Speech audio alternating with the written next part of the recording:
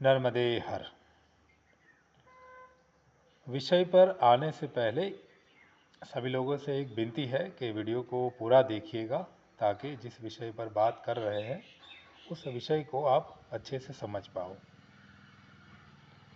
और हम जो कह रहे हैं वो हमारे अनुभवों से कह रहे हैं, तो हम जो कह रहे हैं वो सही है ऐसा मान लेना ज़रूरी नहीं है। आपका विवेक, आपकी बुद्धि का उपयोग करके हम जो कह रहे हैं उसको आप अपने हिसाब से चेक कर सकते हो। और चेक करने के बाद यदि आपको लगे कि वास्तविकता है ये, तो उसको अपने जीवन में स्वीकार करके उतारिए। चलिए अब विषय पर आते हैं।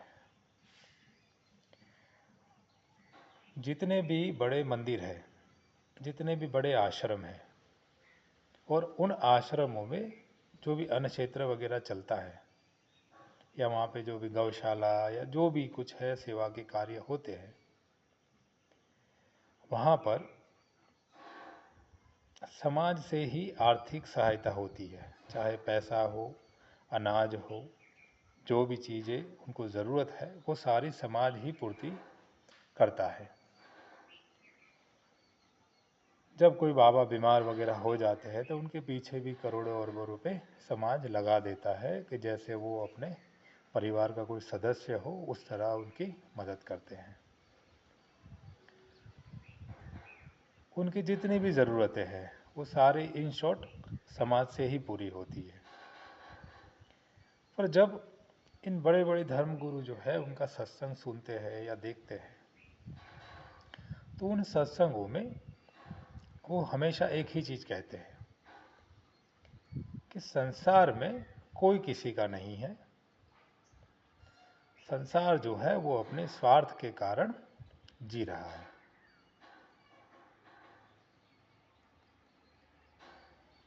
समाज के पैसे से जीने वाले धर्मगुरु हमेशा यही चीज़ कहते हैं कि सब स्वार्थी है। क्या ये सही है?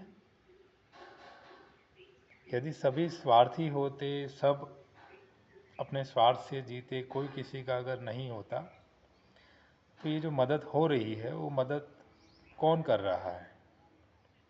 संसार के लोग ही तो कर रहे हैं। और संसार के लोग जब इतनी मदद कर रहे हैं तो उनको स्वार्थी क्यों कहा जाता है? ये प्रश्न हमारे दिमाग में इसलिए आया क्योंकि हम भी कहीं पर बैठे हैं, कुछ सेवा कार्य वगैरह होते हैं यहाँ पे भी, और वो जो भी है वो सारा समाज से ही आता है। हम तो कमाने जाते नहीं हैं। जो भी यहाँ पर अनाज आता है या जो भी कुछ होता है वो समाज से ही हमको मिलता है। तो इसलिए हम उनकी इस बात से सम्मत नहीं है। ये क्यों कहा जा रहा है इसके ऊपर भी हम बात करेंगे। ये जो कहा जा रहा है ना कि सब स्वार्थी है, कोई किसी का नहीं है, ये क्यों कहा जा रहा है? ये कभी सोचा है किसी ने? और सबको छोड़ के आप हमारे पास आ जाइए, हम स्वार्थी नहीं हैं, ये क्यों?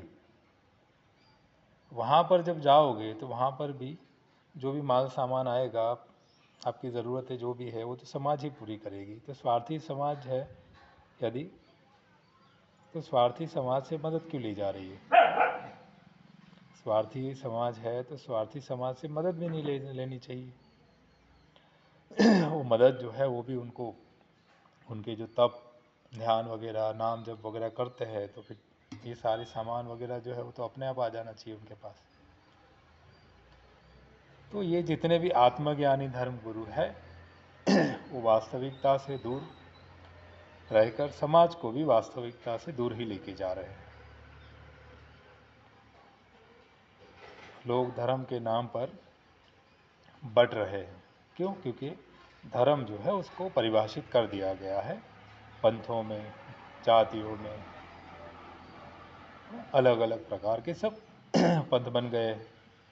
और धर्म को जब विभाजित कर दिया गया उसके कारण लोगों के मन में धर्म के प्रति जो भाव है वो भाव बढ़ गया, कि जो वास्तविक धर्म का भाव नहीं है। वास्तविक धर्म जो है वो कहता है समान भाव से सेवा। आपके मन में किसी पर्टिकुलर किसी एक जगह के लिए अगर प्रेम है या किसी एक व्यक्ति के लिए प्रेम है, तो आपका भक्ति भजन नाम जब ये सारी चीज़ें जो है ना वो बिल्कुल फिजूल है, कोई काम की नहीं है। क्योंकि इसका मूल आधार जो है वो यही है कि सबसे पहले समान भाव से आपको आपके कार्य करने पड़ेंगे। जब कर्म जो है वो समान भाव से नहीं होता है तो उस कर्म का कोई भी फल मनुष्य को नहीं मिलता है। हाँ, उसे लगता है, उसके अहंकार की तृप्ति हो जाती है कि मैं अपना धर्म है उसको निभा रहा हूँ, पर वास्तविक धर्म उसका वो है ही नहीं। अगर धर्म के मूल में जब जाओगे आप, धर्म का जब आधार जो है उसको देखोगे, तो धर्म के जो मूल भाव है वो क्या है? सेवा, दया, प्रेम, करुणा। और ये सारी जो चीज़ें हैं वो तो जब बच्चा जन्म लेता है ना तभी से उसमें होती है। उस बच्चे को उसका कौन सा धर्म है, कौन सी जाति है, कौन सा पंथ है, ये सारी चीज़ें जो है वो नहीं पता होती है, फिर भी ये भाव जो है वो उस बच्चे में जन्म से ही होते हैं। तो वास्तविक धर्म जो है वो मनुष्य जन्म से ही लेकर पैदा होता है। उसको धर्म ढूंढने की ज़रूरत है ही नहीं कहीं। वो जब समझदार होता है तो उसको गुलाम बनाने के लिए बाकी सारी चीज़ें बनाई गई है, और वो जब गुलाम बनता है तब वो फिर मुक्ति का मार्ग ढूंढता है। ये जो मुक्ति का मार्ग बनाया गया है ना, वो इसलिए बनाया गया है। पहले गुलाम बनाओ, गुलाम बनाने के लिए अलग अलग मान्यताएं, ये वो फलाना ढिमका, ये सारी चीज़ें दिमाग में डाल दो उस बच्चे के, और उसका जो मूल धर्म है, वास्तविक धर्म, जो जन्म लेते समय जो साथ में लेकर आया था, उस धर्म से उसको भटका दो। अगर धर्म की जब बात करते हैं तो शास्त्रों में क्या लिखा हुआ है? यही सब तो लिखा हुआ है ना, कि आप सेवा कीजिए, अच्छे कर्म कीजिए, हैं? और ये सारी चीज़ें जो है वो तो जन्म से ही आप में है। एक बच्चा, एकदम बिल्कुल छोटा बच्चा ना समझ होता है, उसको आपने देखा होगा, हमने भी देखा है। उस बच्चे के हाथ में यदि आप कुछ खाने की चीज़ देते हो तो बच्चा क्या करता है? आस-पास अगर कोई प्राणी है तो उसको भी खिला देता है, अगर कोई आगे बैठा है वो मांगेगा उसको भी दे देता है। वो ना पशु में भेद करता है ना मनुष्य में भेद करता है। तो ये भाव तो उसके बचपन से ही उसमें है ही, कि भाई हमारे पास अगर कुछ है तो उसको बांट कर खाओ।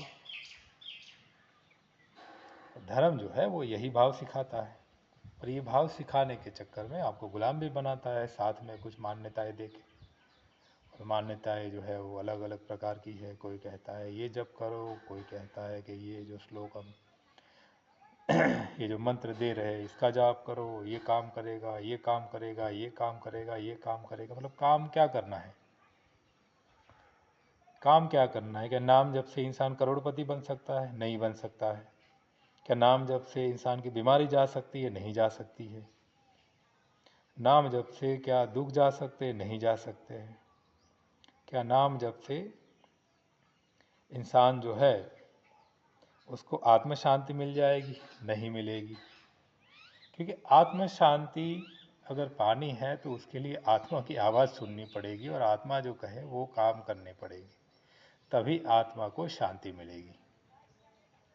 और आपके अंदर जो आवाज़ आती है सदैव, इसे आप आत्मध्वनि कह लो, या चेतना की आवाज़ कह लो, या ईश्वर परमात्मा की आवाज़ कह लो, चाहे मैं हूँ या आप हो, हम सभी में अंदर से कोई ध्वनि जो है वो सदैव उत्पन्न होती है जब भी हम कोई भी कार्य करते हैं। वो कार्य अगर अच्छा है तो वो खुश होता है, और यदि वो कार्य गलत है तो वो रोकता है हमको।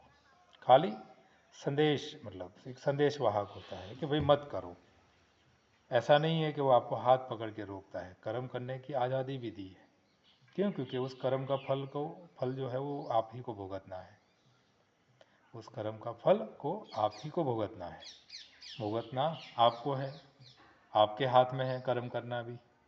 तो इट मीन्स के पूरी आज़ादी आपके पास है।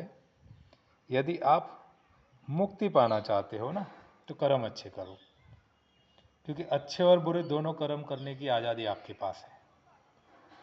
कोई भी धर्म या कोई धर्म गुरु जो है वो आपको कर्म करने से नहीं रोक सकता है, चाहे वो अच्छे हो या बुरे हो, वो आपका ही निर्णय होता है। तो आप अपने कर्मों के लिए निर्णय ले सकते हो, और जब वो निर्णय आप लेते हो जाओगे तो हमें नहीं लगता है कि आपको किसी बाहरी धर्म की ज़रूरत पड़ेगी, क्योंकि कर्म ही सब कुछ है। यदि कर्म आपके अच्छे हो गए तो आप मुक्त हो जाओगे अपने आप। मुक्ति के लिए किसी धर्म या मान्यता के गुलाम आपको बनने की ज़रूरत नहीं है। तो वास्तविक जो धर्म है उसका जो अर्थ है वो है धारण करना। वास्तविक जो धर्म है उसका अर्थ जो है वो है धारण करना। क्या धारण करना है? अपने कर्तव्यों को। कौन से कर्तव्य?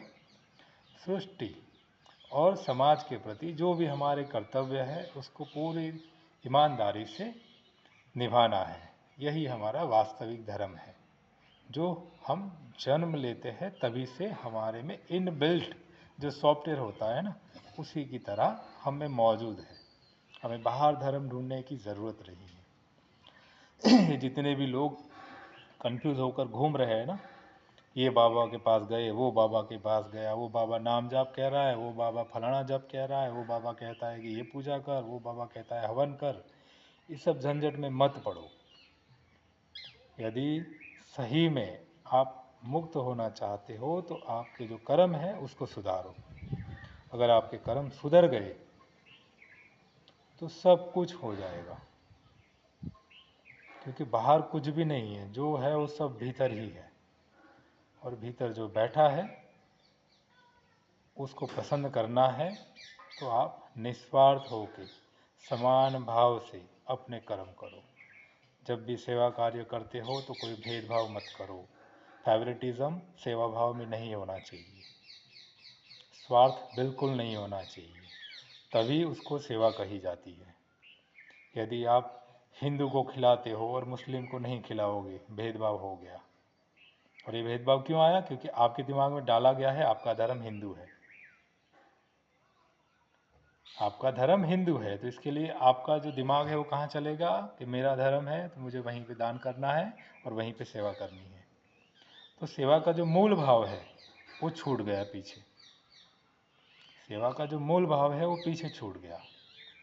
आप एक चीज़ सोचिए कि धर्म इतने सारे हैं दुनिया में, पूरी जो पृथ्वी है इसके ऊपर लगभग कई अरबों लोग रहते हैं और कई धर्म हैं, कई पंथ हैं। पर जितने भी लोग हैं उनकी विचारधारा अलग हो सकती है,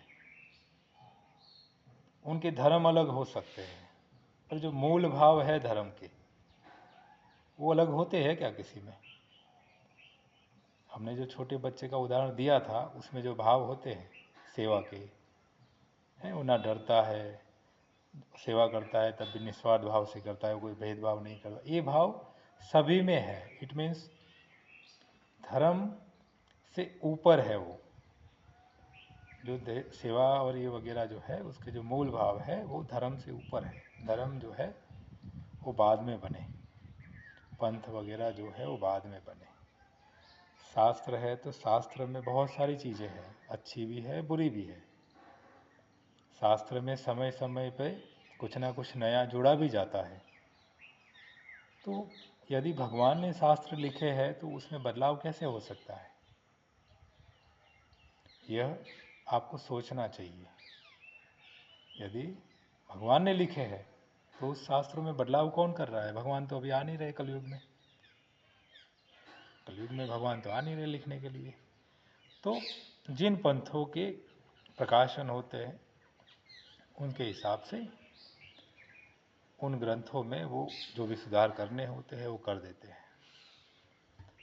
और उन सुधारों को फिर समाज में प्रचार होता है और समाज में वो मान्यताएं बन जाती है, और समाज उन मान्यताओं की गुलाम बन जाती है, और उनको ये विश्वास दिलाया जाता है कि हम ही आपको मुक्ति दिला सकते हैं।